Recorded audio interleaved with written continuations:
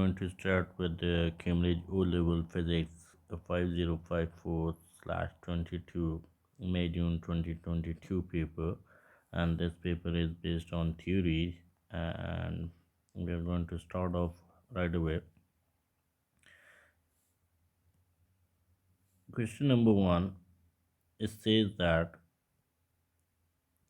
figure 1.1 shows a water skier pulls horizontally across the water surface. The mass of the water skier is 60 kg. The gravitational field strength G is 10 and newtons per kg. Calculate the weight of the skier. So this is a one marker question. So you just have to put weight equals to mg.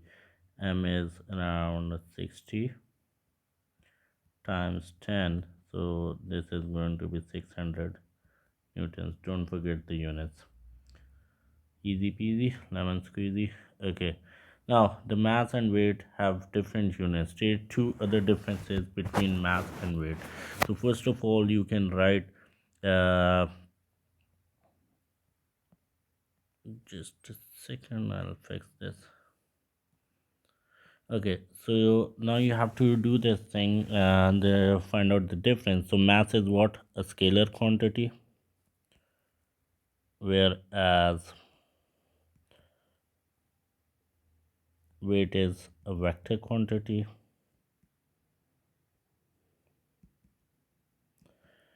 Mass is what? Mass is same everywhere. Is same everywhere and different on different places. Basically, it is depending upon the value of g. Depending upon value of g. So you can also write down this has a unit of kg and it has a unit of newton. So it all depends upon you. So you can have to see the marks as well. Okay, coming to the next question. A boat pulls the water skier to the right with a horizontal force of 50 newtons and the water skiers travel at a constant speed. Explain in terms of horizontal forces acting why speed is constant. So now you have to tell the examiner that basically he's asking why speed is constant in terms of horizontal forces. So one reason is this, that it means that resultant force is equals to 0, which means if resultant force is 0, so according to Newton's second law, its acceleration will also be equals to 0. Similarly, you can write it down that force on right is balanced by air resistance. So when these two forces are balanced, so you have a constant speed. Okay.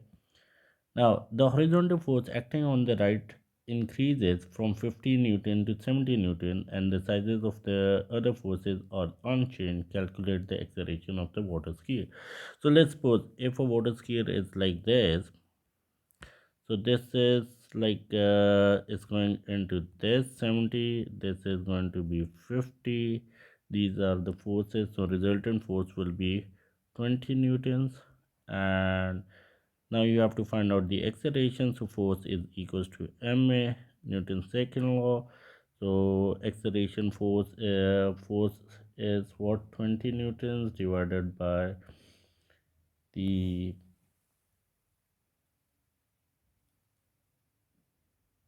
mass, and the mass is 60. So you'll end up with 1 over 3 is equals to this. So this mass is given on the top. Okay, so mass is given over here.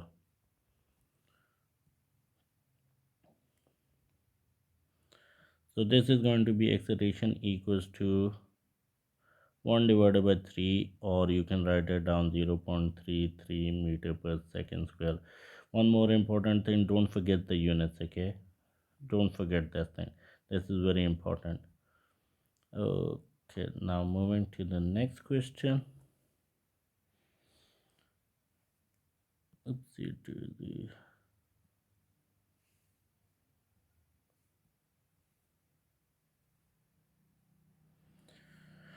The figure for 2.1 shows a long cardboard tube sealed at both ends, which contains many small pieces of metal. The tube is turned vertically so that the pieces of metal fall from one end to other, and the temperature of the pieces increases as a result of the fall. During the fall, the gravitational potential energy of the metal is transferred to the other form of energy. State two form of energy to which the gravitational potential energy is transferred. So first of all, you can see this thing that these particles have gravitational potential energy that is being converted into kinetic energy, and then when they are going to these pieces of metal are going to hit with each other, so they will produce sound energy. Again, you see the number of marks to justify your answer. The pieces fall an average distance of 1.2 meters. This is distance. The total mass is 150 grams. Calculate the loss of gravitational potential energy, and the value of G is there. So the loss of gravitational potential energy is equals to mgh. So m is around 150. Yes, and you have to convert this into kilograms. The SI units, then its value of G is 10. Height is what? 1.2 meters. So when you do the calculations, so you will end up at 1.8 joules. Again, don't forget the units. Most of the students, they forget the units. Okay. Then, as a student turns the tube quickly, after the small metal pieces have fallen from one end to another, other 80 times, the temperature is increased by this. Determine the specific heat capacity. So, in this question, remember this thing. In some of the books, it is written MC delta T. Okay, Q stands for heat energy, m is mass, c is specific heat capacity, and delta t is change in temperatures. And sometimes it is written as mc delta theta. So delta theta and delta t, they are same, change in temperature. And sometimes it is written E is equals to mc delta theta. So these are some expressions that you need to know, so don't get confused into this. These are all same thing. Okay, now they are asking specific heat capacity, so just make C subject. So it's going to be, let's say I'm using this mnemonic. So E is equals to uh, m delta theta. Okay, so energy is what? Do we have energy? Okay, let's do this thing. Yes, we have energy, which is this one. Okay, I'll change the color. This is going to be used over here. So again, this is basically 80 times 1.8 divided by mass is what? The mass was in the previous question. Again, it was given 150. This is the mass. So we are going to write it down 150. Basically, it's going to be 0.150 because it's going to be converted into kilograms, and then is the temperature, which is this one, 7 degrees Celsius. Okay, so if you do the calculation for this, so you will end up around 137.14 joules per kg degree Celsius. So you now see the significant figures. So it's going to be around 140 joules kg degree Celsius. Let me go back to this color. Okay, the students repeat the experiment, turning the tube more slowly, suggest why the temperature increase is obtained. So this is temperature increase is obtained because one of the reason is can be heat loss. The other reason is like there is a, maybe you can say like increase in fraction, or increase in friction. Then you can write this to, you can also write this tubes get heat up, or you can say the kinetic energy has reduce. So you can write any of the reason over here. Moving to the next part. uh,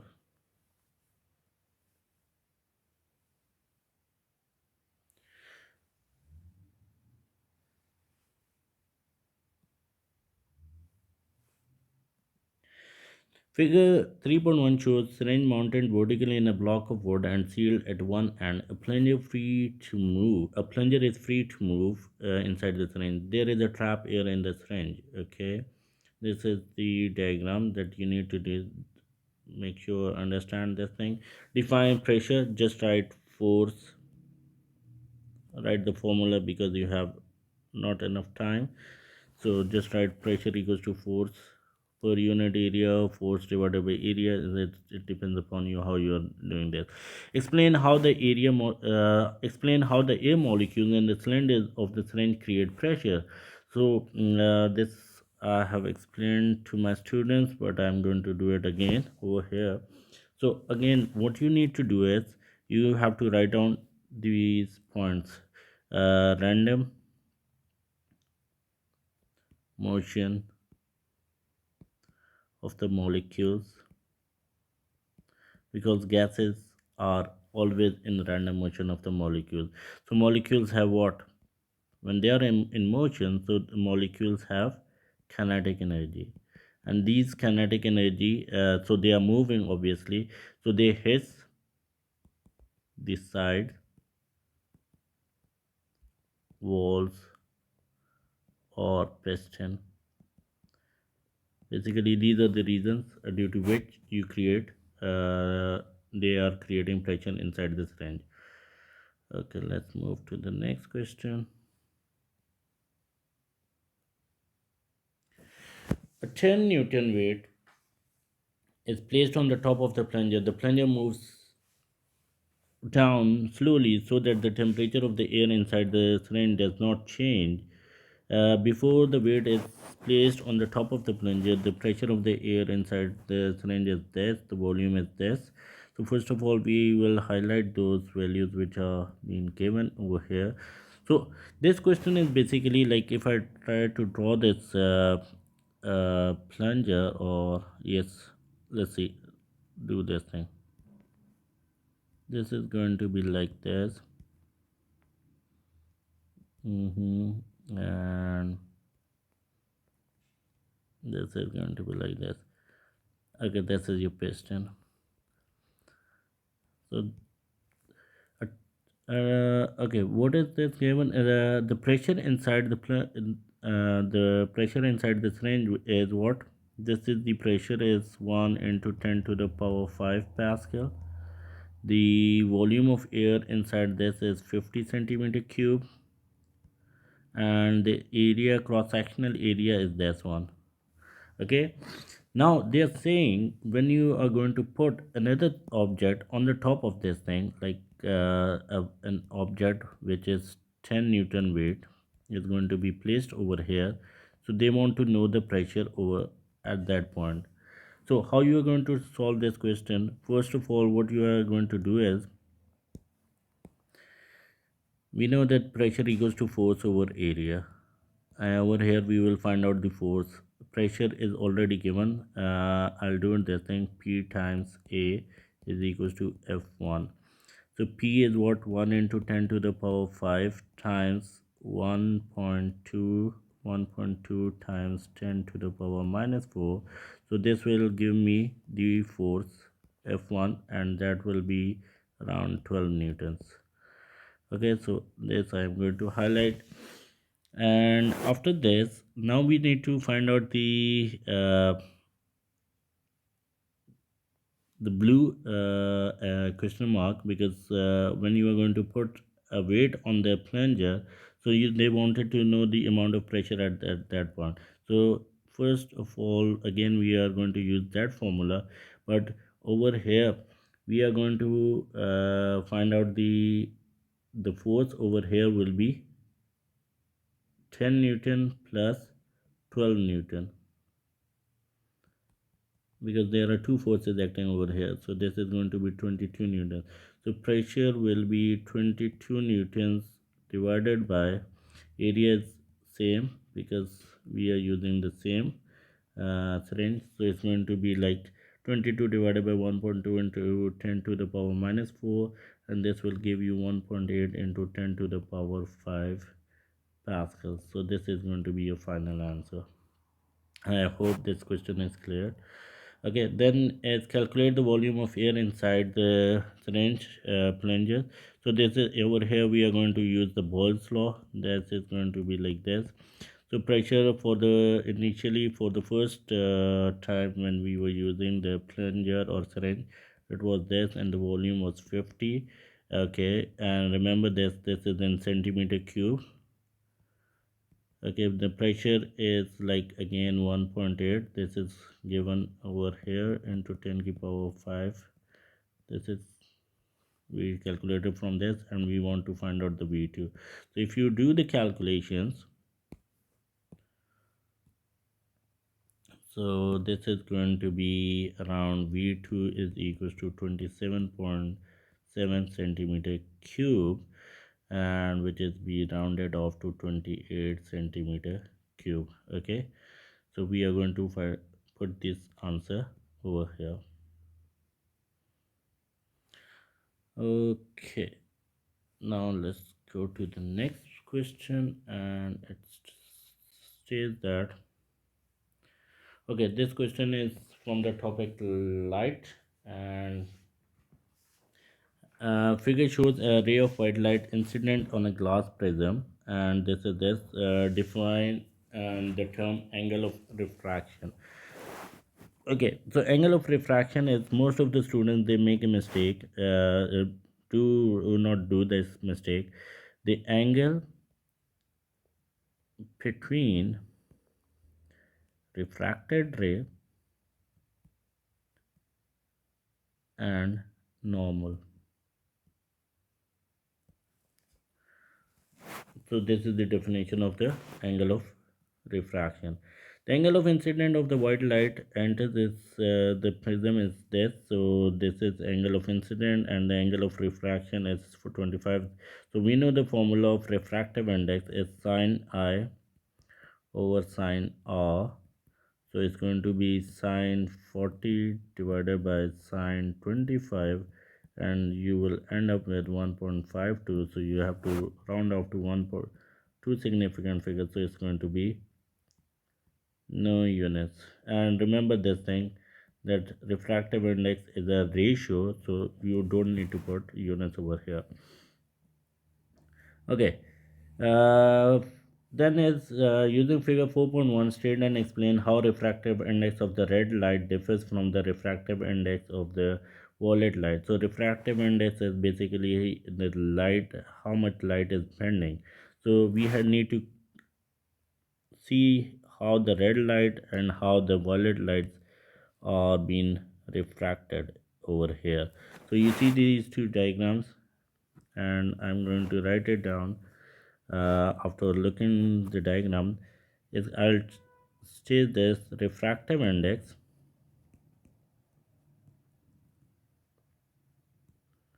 of red light is smaller than violet because of the space limitation. I'm doing this, and you can say also say you can also state like this as well: red light bends less than violet, or you can say that the refractive angle of red is refracted angle of red light is less than violet. It's up to you. You have to state 2 points over here.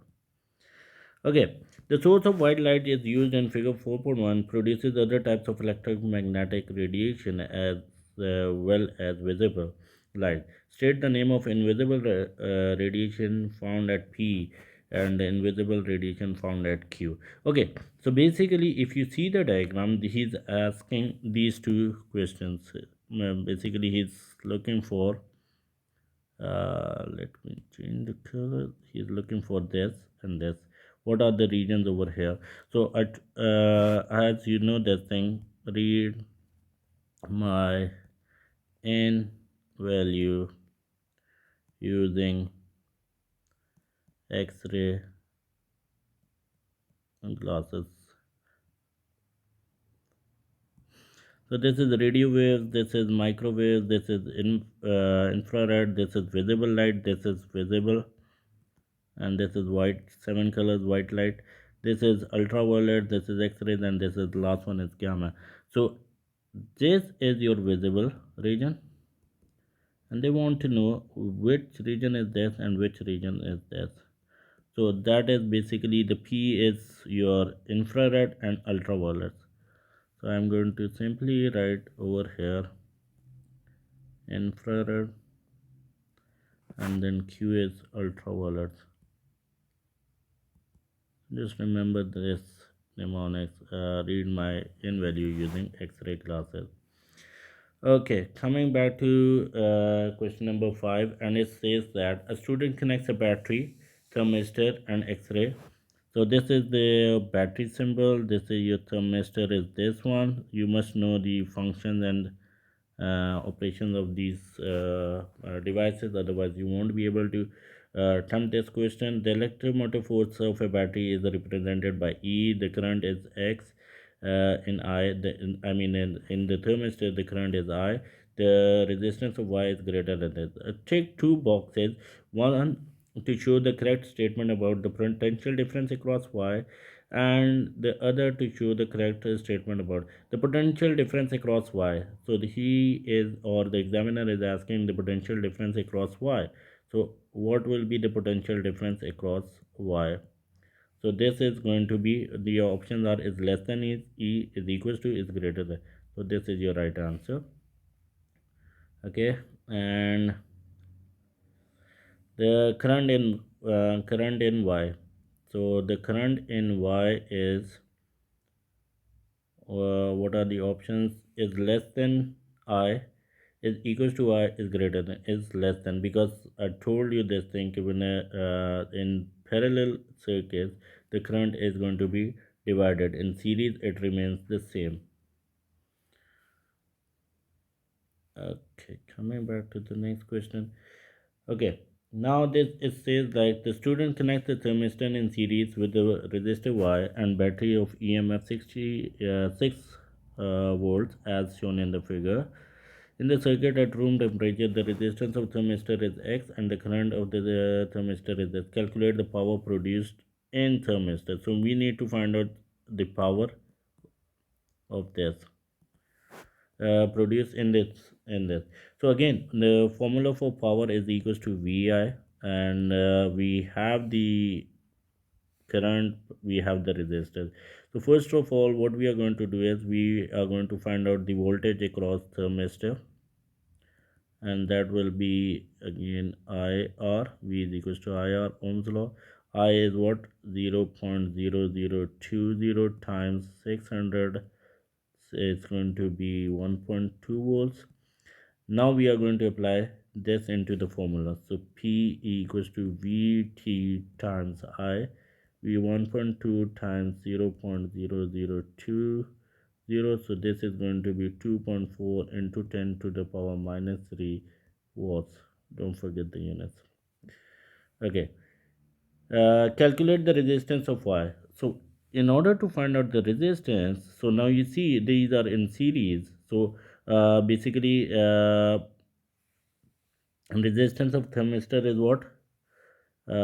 600 ohms. So again, first we are going to do is voltage is across this Y is resistor, will be voltage across this is going to be what?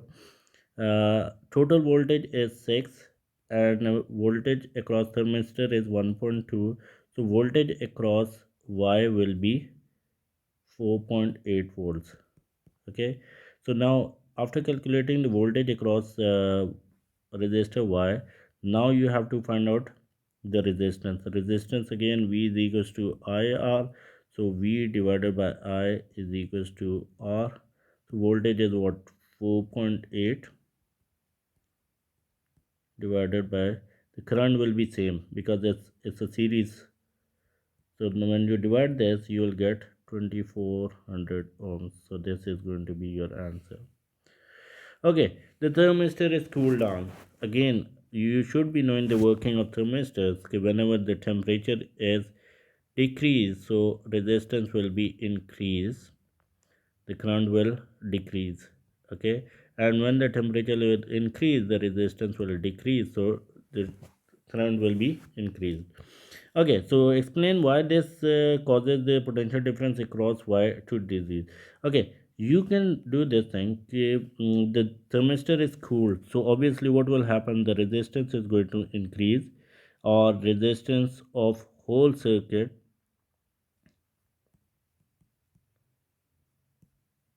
is going to increase because they are in series, because of series circuit or series resistance, and they simply adds up in series. Okay, so when the resistance is increased, you can also write the current is going to be decreased. So when you increase the resistance, current will decrease.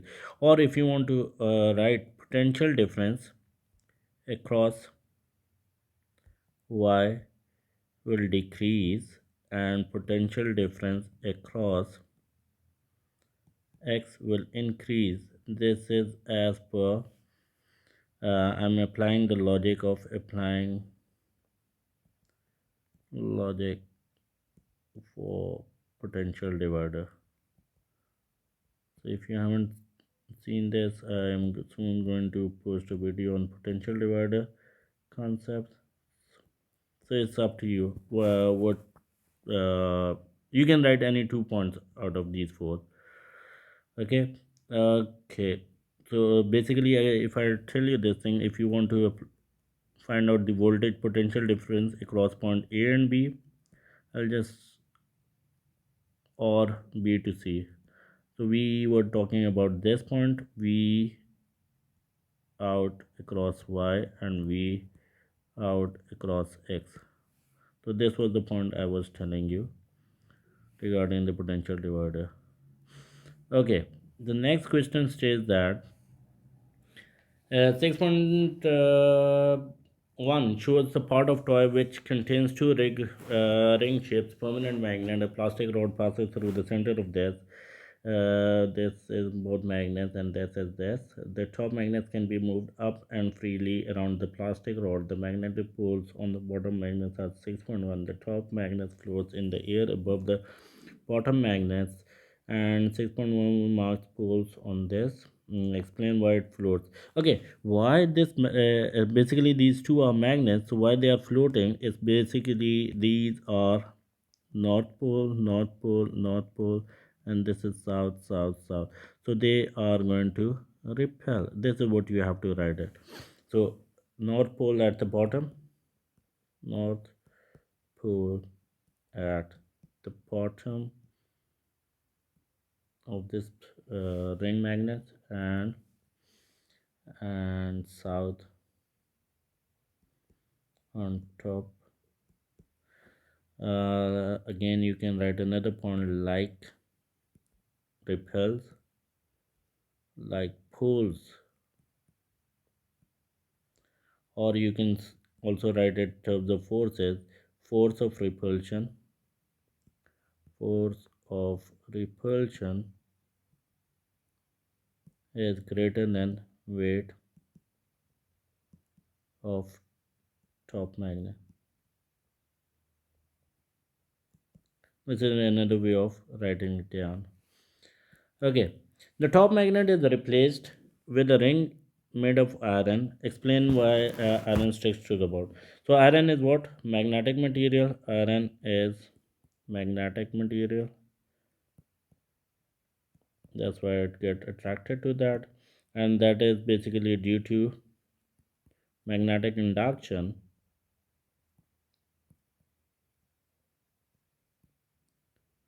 it will be attracted.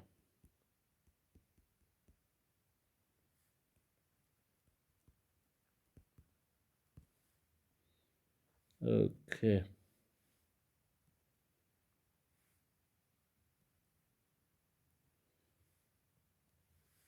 A wire carrying a current passes at a right angle through the piece of paper. Figure 6.1 shows cross and where this is like this, and this is this.